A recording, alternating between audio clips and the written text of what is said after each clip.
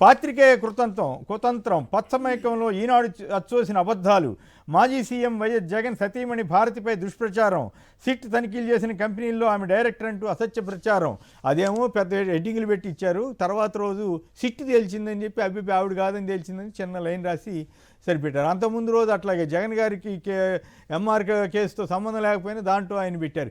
ఏమిటి అచ్చంగా ఇదే పనిలో ఉన్న ఈనాడు వాళ్ళు మీ పార్టీ మీద, మీ నాయకుల మీద, అధినాయకుల మీద ఈ విషం జిమ్మే కార్యక్రమం అంటే అబద్ధాలు జిమ్మే చెప్పే కార్యక్రమం. సరే, ఇది ఈరోజు ఏదో కొత్తగా చేస్తున్న కార్యక్రమం ఏం కాదు సార్. అది మొట్టమొదటి నుంచి కూడా ఈనాడు పేపరు వైఎస్ కుటుంబాన్ని రాజశేఖర్ గారు ఉన్నప్పుడు కూడా ఎన్ని విధాలుగా దుష్ప్రచారాలు చేయారో అన్ని విధాలుగా చేశారు. దాన్ని కొనసాగింపుగా జగన్మోహన్ రెడ్డి గారు వచ్చిన తర్వాత కూడా రాజకీయాల్లోకి జగన్మోహన్ రెడ్డి గారి మీద కూడా ఇష్టారాజ్యంగా వాళ్ళు చేయడం జరిగింది. రామోజీరావు గారు ఉన్నప్పుడు పనిగట్టుకొని పేపర్ తెస్తే ఫ్రంట్ పేజీలో మరి ఖచ్చితంగా వైఎస్ కుటుంబం మీద ఏదో ఒక ఆరోపణ చేయడం, ఏదో ఒక తప్పుడు నిందలు వేయడము అనేటువంటిది సహజంగా జరుగుతుంది. మరి చివరికి భారతీ గారి మీద కూడా మరి రాజకీయాలకి ఎలాంటి సంబంధం లేనటువంటి వ్యక్తి, మరి ఒక గృహిణిగా ఉన్నటువంటి మరి భారతీ గారిని కూడా ఈరోజు బయటికి తీసుకొచ్చేసి రాజకీయాల్లో మరి కలుపుతూ మరి ఈ విధంగా ఆరోపణలు అనేటువంటిది. అది ఇప్పుడు నేనేమంటానంటే వాళ్ళు అసలుకి ఒక పని కట్టుకొని ఇప్పుడు ఎన్నికలకు ముందైనంతే, ఎన్నికలకు తర్వాత అయినంతే నిత్యము ఆ పేపర్లు మరి వైఎస్ కుటుంబాన్ని ఆరోపణలు చేయడమే పని కట్టుకొని చేస్తూ ఉన్నారు వాళ్ళు. బట్ ఏది ఏమైనా ఇప్పుడు జగన్మోహన్ రెడ్డి గారు ఇన్ని ఆరోపణలు చేసినా కూడా వీళ్ళు ఎంత నీచంగా చిత్రీకరించే ప్రయత్నం చేసినా కూడా ఆయన నిత్యం ప్రజల మధ్యలో ఉన్నారు.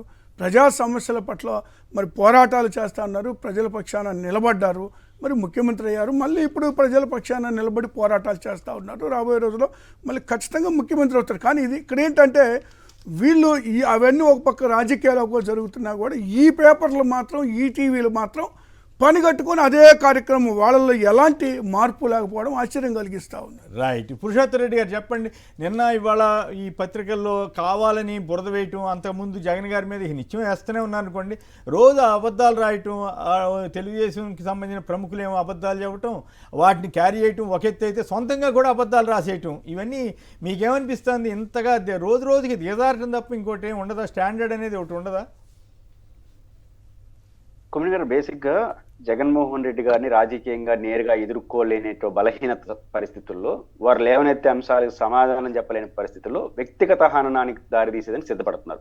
చివరి దాని కుటుంబ సభ్యులను కూడా దానిలో వీధిలోకి లాగే ప్రయత్నం చేస్తున్నారు. ఏ చిన్న అవకాశం లేదా చిన్న వార్త వచ్చినా దాన్ని డైరెక్ట్గా జగన్మోహన్ రెడ్డి గారి కుటుంబానికి ఆపాదించే ప్రయత్నం, ఇది కుట్ర వ్యూహాత్మకంగా ఒక పథకం ప్రకారం చేస్తుంది. ఇది తెలిసి తెలియకుండా చేసే చర్యలు కాదు. మొట్టమొదటి అంశం ఏంటి? జగన్మోహన్ రెడ్డి గారిని గత 6 రోజులుగా ఇంకా ఆయన ఎందుకు బయట ఉన్నాడు? ప్రశ్న. ఎవరు విచారించద్దన్నాడు ఆయన చెప్పి, నేను విజయవాడనే ఉంటున్నాను కదా, వచ్చి చేసుకోండి అని చెప్పాడు. మళ్ళీ ఎవరు అడ్డుకున్నట్టు ఇంకా బయటే ఉన్నాడు అని మాట్లాడు. అసలు భారతదేశంలో ఎవరు లేనట్టుగా ఆయన వాయిదాలకు వెళ్ళిపోతారు. అసలు కోర్టు కాకుండా ఎగ్గొడేస్తున్నాడట.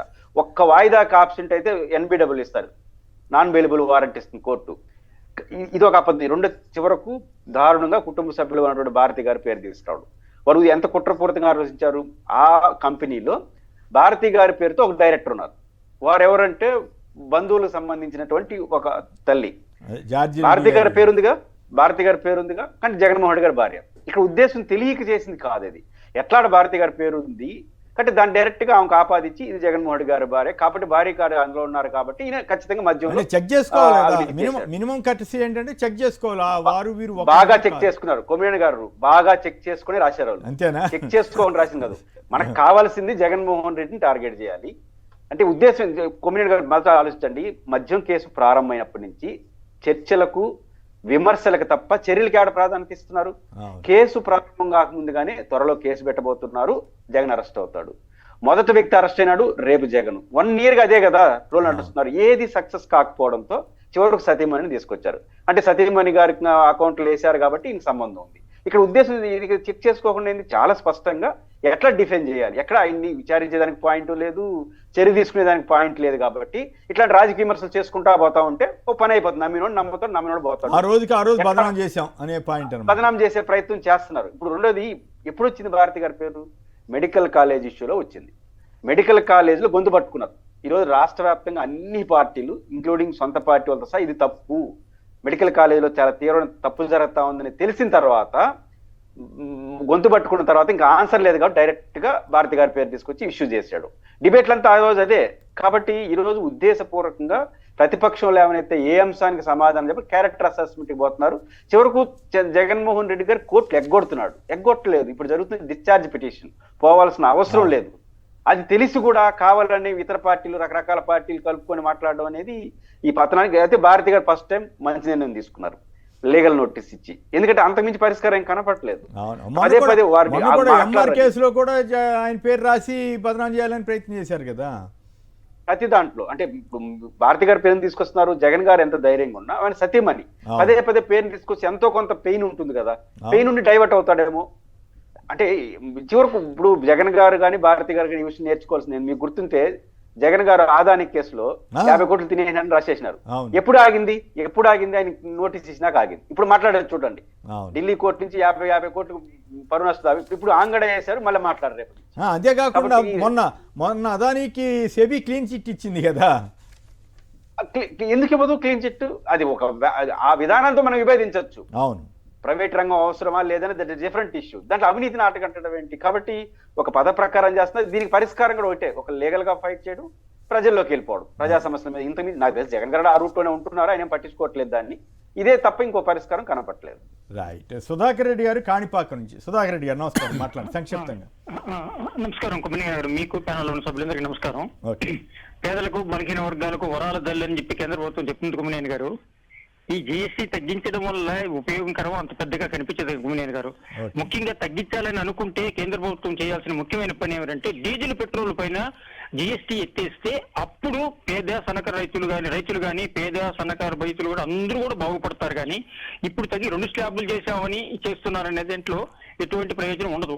ఇప్పుడు అది ఒకటి, పాత వస్తువుల పైన మా రేట్లు మార్పాలన్నారు. అది ఎంతవరకు నెక్స్ట్ ఇయర్ 26 మార్చి వరకు టైం పెట్టారు. ఇప్పుడు ఆ స్టిక్కర్లు అంటిస్తారనే నమ్మకం కూడా ఎవరికీ లేదు. ఎవరైనా సరే విలేజ్లో ఉండే దుకాణాల్లో కూడా ఈ మార్పులు పెద్దగా కనిపించవని కూడా నా ఉద్దేశం కుమ్మనేని గారు. దీనివల్ల ఇది కూడా ఇంకొక విషయం కూడా ఉంది. ఈ క్రెడిట్ ను కూడా చంద్రబాబు గారు నేనే కేంద్ర ప్రభుత్వానికి తెలియజేశాను, మోడీ గారు నిర్ణయం తీసుకున్నారనే క్రెడిట్ కూడా పేపర్లు ఉన్నాయి కదా. రైట్. అయితే ఇంట్రెస్టింగ్ విషయం ఏంటంటే లోకేష్ గారు కానీ చంద్రబాబు గారు కానీ చిత్తూరు నుంచి కర్ణాటకకి వెళ్ళే దారిలో కర్ణాటకలో రేట్లు తక్కువ ఉన్నాయి, ఇక్కడేమో ఎక్కువ ఉన్నాయి, మేము అధికారంలో రాగానే వెంటనే పెట్రోల్ డీజిల్ ధరలన్నీ తగ్గించేస్తామని చెప్పారు. కానీ ఇప్పుడు అటు జోలికి వెళ్ళట్లేదు, అటు గురించి మాట్లాడట్లేదు అనేది సోషల్ మీడియాలో విస్తారంగా వస్తున్న విమర్శ.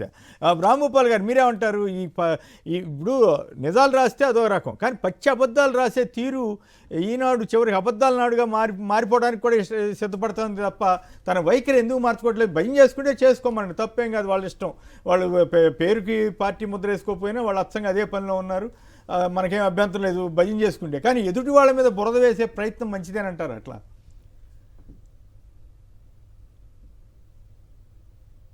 సార్ మనం పత్రికలు కానీ మీడియా చదవరు. ఏదైనా మనకు తెలియని కొన్ని విషయాలు లోక జ్ఞానానికి సంబంధించి కొన్ని వాస్తవాలు తెలుస్తాయనే నమ్మకంతో కొంటారు. అందులో కొన్నిటి మీద ప్రత్యేకమైనటువంటి గౌరవం, దాంట్లో పనిచేసిన సిబ్బంది కావచ్చు, దాన్ని నడిపే తీరును బట్టి కొన్ని పత్రికల మీద గౌరవం. సాధారణంగా పల్లెల్లో గత చాలా సంవత్సరాల క్రితం వరకు మీ అందరూ తెలుస్తుంది, మీరు ప్రత్యేకంగా సీనియర్ గా మీకు బాగా తెలుసు, పత్రికల్లో వచ్చిందంటే రాజ్యాంగంలో ఏముందో తెలియదు కానీ పత్రికల్లో వచ్చిన దాన్ని బట్టి నిర్ధారణకు వచ్చేటువంటి నమ్మకం ఉండేది ప్రజలు. ఏ పత్రికల్లో వచ్చిందని దాన్ని బట్టి నిర్ధారించుకునే వాళ్ళు. కానీ ఈ రోజు పరిస్థితి ఎట్లయిందంటే ఏ పత్రికలో ఏ వార్త వస్తే అది ఎవరో ఒకరు వ్యక్తిత్వాన్ని హననం చేయడం. ఈరోజు ప్రముఖ జర్నలిస్టు పాలగుమ్మి సాయినాథ్ గారు ఈ మధ్య ఉపన్యాసం చేశారు సార్. ఆయన చెప్పింది తెలుగు రాష్ట్రాల్లో వ్యక్తుల హననం చేయడం, వ్యక్తిత్వాన్ని దెబ్బతీయడం అనేది ఓ విధానంగా పత్రికా రంగంలోకి జొరబడింది. ఈ ప్రమాదాన్ని నివారించకపోతే రానున్న కాలంలో ఇది ఒక పెద్ద అల్లకొల్లోలాన్ని సమాజంలో అశాంతిని రేకెత్తిస్తుందని చెప్పినాడు. దాని ప్రధాన కారణం ఇదే, ఈ పత్రికలు ఇట్లా రాయడం. నిజంగా అక్కడ భారతి గారి పేరు, ఆమె నిజంగా కేసులో ఉంటే మీకే వీళ్ళకెందుకు అంత తొందర? కేసును విచారిస్తున్న సిట్ తెలుస్తుంది, నిజంగా దోష అయితే చట్ట ప్రకారం చర్యలు చేస్తుంది.